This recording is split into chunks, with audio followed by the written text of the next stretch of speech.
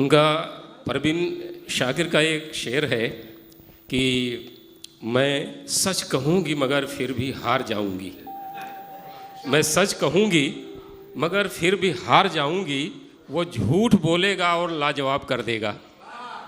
तो ये औरत का एक नज़रिया है। तो औरत के नज़रिए से किसी चीज़ को पेश करना अपने आप में बहुत बोल्डनेस का, साहस का काम माना गया है। उड़ीसा की एक लेखिका हैं, आपने नाम सुना होगा, प्रतिभा राय। उन्होंने करीब 20 साल पहले एक उपन्यास लिखा द्रौपदी। तो उन्होंने पूरे महाभारत को द्रौपदी के नज़रिए से पेश किया और इतने सशक्त तर्क दिए कि पूरे देश में विदेश में उस उपन्यास की बहुत तारीफ हुई, उसको कई पुरस्कारों से नवाजा गया। और आज जो है ओम कटारे जी ने उसे नाटक का रूप देने की कोशिश की है। आगे रेखा जी बताएंगी। आपने बता दिया बहुत कुछ। मैं इतना बताना चाहूँगी कि ओम कटारे जी की विशेषता रही है कि बड़े उपन्यास के बीच में से ऐसे ऐसे अंश छांट कर लाते हैं वो, जो कि अपने आप में पूर्ण लगता है। अभी आपके सामने द्रौपदी का एक अंश ओम जी ने जो तैयार किया है वो प्रस्तुत होने जा रहा है, और जो कुछ वो कहना चाहते हैं वो आप सुनेंगे।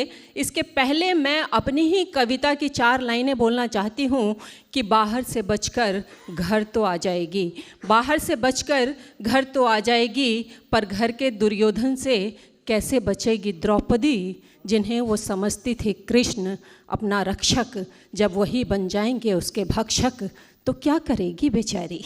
आइए देखते हैं द्रौपदी। अनादिकाल से लेकर आज तक नारी अपने अस्तित्व की कभी ना खत्म होने वाली लड़ाई लड़ रही है। रामायण हो या महाभारत, लेकिन हर युग में नारी को अपने सम्मान के लिए लड़ना ही पड़ा। महाभारत की द्रौपदी की कथा सिर्फ उसके चीर हरण तक सीमित नहीं है, बल्कि उसके और भी कई पहलू हैं जिनके अंदर झांकने की कोशिश की है प्रतिभा राय ने अपने उपन्यास द्रौपदी में। जन्म से लेकर मृत्यु तक अपना अस्तित्व तलाशती द्रौपदी हर पल शोषित होती रही। कभी उसे धर्म की दुहाई दी गई, तो कभी उसके पिता, भाई और धर्म गुरुओं ने चारों तरफ से घेरा।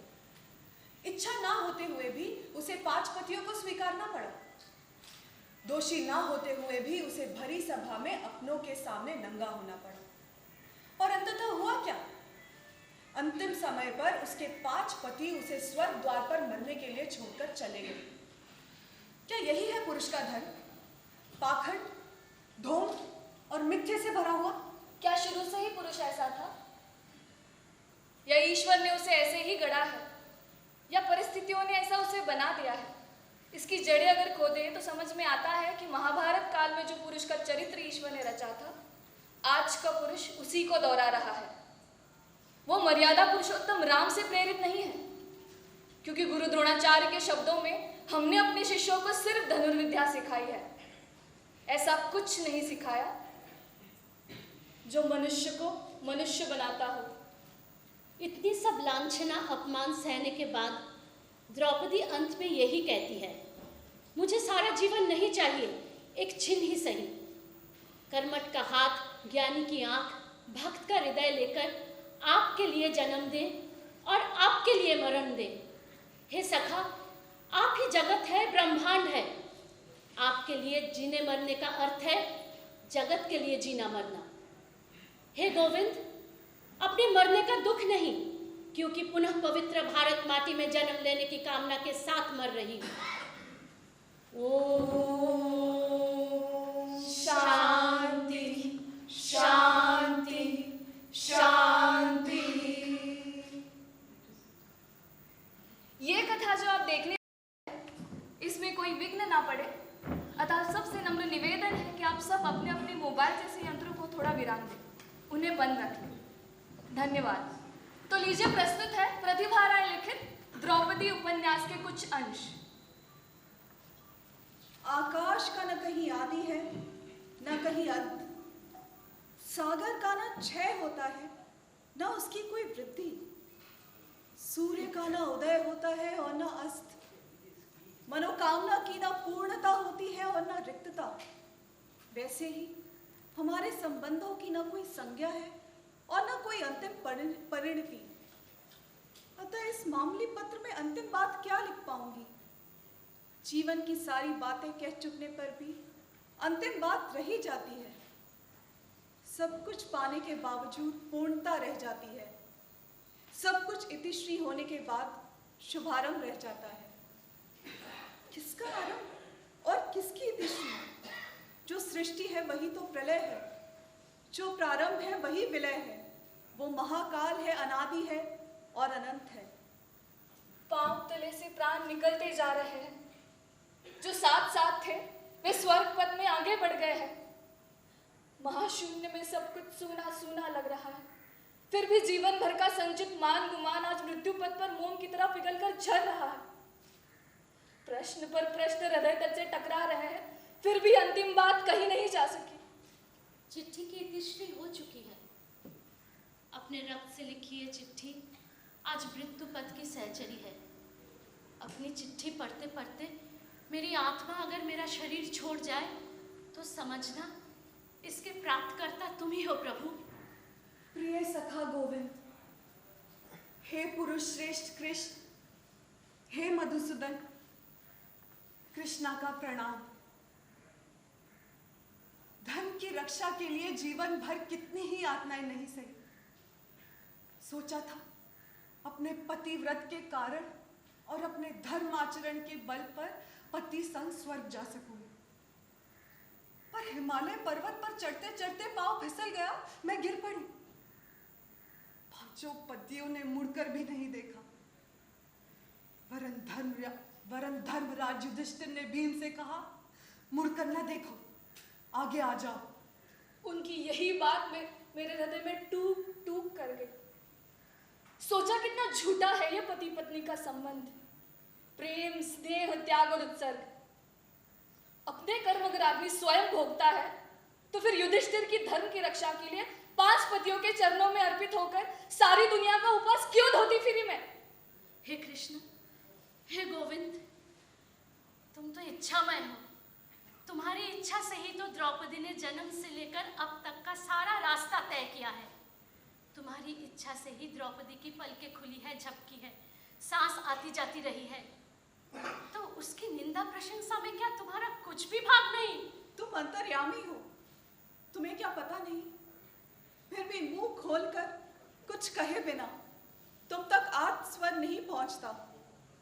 अतः तुम्हारे आगे सब कुछ रख रही हूं जो तुम्हें ज्ञात है, जिसके तुम करता हो, वही बातें तुम्हारे आगे रख रही हूं। सखे, जिस दिन कुरुसभा में लांछित हो रही थी, 5 पति से भरोसा उठ चुका था। उस दिन लज्जा छोड़ हाथ उठाकर तुम्हें ही तो बुलाया था, तुम्हारे आगे ही तो समर्पण किया था, और आज फिर 5 पति मुझे निसहाय छोड़कर जा चुके हैं। मैं अपना सारा जीवन सब कुछ तुम्हें सौंप रही हूं, तुम्हारे आगे स्वयं को समर्पित कर रही हूं। मैं ही अपनी नहीं रही तो मेरा दुख मेरा क्यों रहेगा? समय छीन, मेरी कहानी पूरी होने तक मेरी भावना और चिंतन को जड़ मत कर देना। मेरी स्मरण शक्ति को तोड़ न देना, मृत्यु के हाथों अर्पित न कर देना। बस अपनी कहानी कह लूं, मृत्यु के द्वार देश पर खड़ी इतनी ही प्रार्थना कर रही हूं। कहाँ से शुरू करूं? अपने जन्म से? जन्म तो मेरा एक व्यक्तिक्रम है। मैं युवती के रूप में ही पैदा हुई, जन्मी नहीं। यज्ञसेनी ही मेरी माँ और यज्ञसेन मेरे पिता। अतः मैं हूँ यज्ञसेनी। यज्ञसेनी, पांचाल राजकन्या, ध्रुपद नंदिनी, द्रौपदी। लोगों ने कहा मैं अति सुंदर हूँ, अद्भुत, नील कमल की पंखुड़ियों जैसी मेरी देह, सागर की लहरों जैसे मेरे केश, विश्व के शिल्पकार द्वारा प्रतिमा जड़ी जैसी मेरी मुख शोभा, उन्नत पुष्टवक्ष, देह की भीनी भीनी महक से भ्रमर का भी मति भ्रम हो जाए। कवियों ने यतिमति हरण करने वाला बताया था मेरे सौंदर्य को। मेरे जन्म के समय आकाशवाणी हुई थी, ये कन्या तुम्हारे अपमान का बदला लेने के लिए जन्मी है। ये पृथ्वी पर धर्म की रक्षा करेगी। ये कौरव नाशिनी है। ये सब सोचकर हृदय कांप उठता है। धन, रक्षा और कौरवों का विनाश मेरे जीवन का लक्ष्य। हे भगवान, अगर पृथ्वी पर धन की रक्षा के लिए मेरा जन्म हुआ है तो जितनी यातनाएं अपमान देनी है दो, पर ये सब सहने की शक्ति भी दो। मेरी अपनी कोई इच्छा नहीं, कोई कामना नहीं, कोई आकांक्षा नहीं, क्योंकि मैं यज्ञ होम से जन्मी यज्ञ सेनी हूं। मेरा जन्म, जीवन और मरण किसी और के निर्देश से संचालित है। मैं क्यों आई हूं, क्यों जीवित हूं, क्यों मरूंगी, क्या उद्देश्य है, मैं कुछ नहीं जानती। पर मेरे कर्म यदि मेरे नहीं तो मेरा कर्म फल भी मेरा नहीं। पर मैं एक साधारण नारी हूं। काम, क्रोध, लोभ, मोह जीतने की शक्ति मुझ में कहां। कभी सोचती हूँ इस जन्म में क्या खोया क्या पाया। क्यों आई थी, क्या कार्य साधित हुआ मुझसे, क्या करना उचित था मेरे लिए। आहार, निद्रा, राजभोग, मैथुन सब तो पाया जीवन में, फिर भी लगता है जीवन अधूरा रह गया। क्या भाव रह गया, क्यों इतना दुख, दर्द, शोक भोगा जीवन में।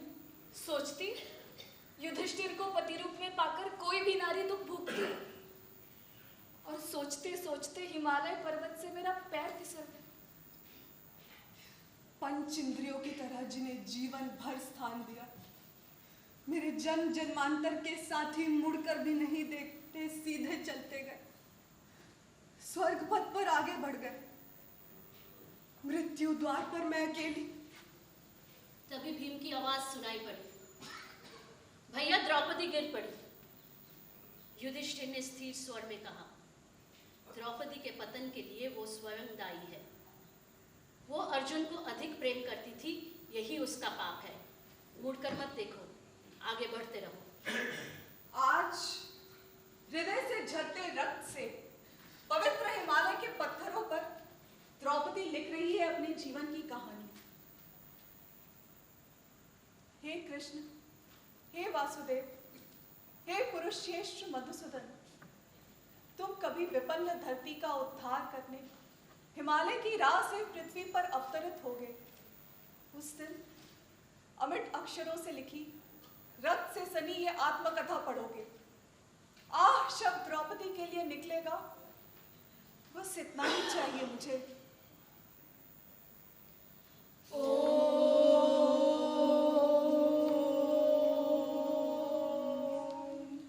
शांति, शांति, शांति। आप सबकी तालियां बता रही हैं कि आपने इस विषय को कितना पसंद किया, और मैं यात्री ग्रुप को बधाई देता हूं कि उन्होंने इतना संजीदा विषय आपके सामने पेश किया, और आपने देखा कि ये कलम की ताकत क्या होती है और नाट्य के रूप में उसकी कितनी गुना ताकत बढ़ जाती है। द्रौपदी के अंदर की व्यथा की, तड़प की, कसक की जो भी अनुभूति थी वो आप तक पहुंची। ये हमारे कलाकारों को श्रेय जाता है। तो इतने अच्छे अभिनय के लिए एक बार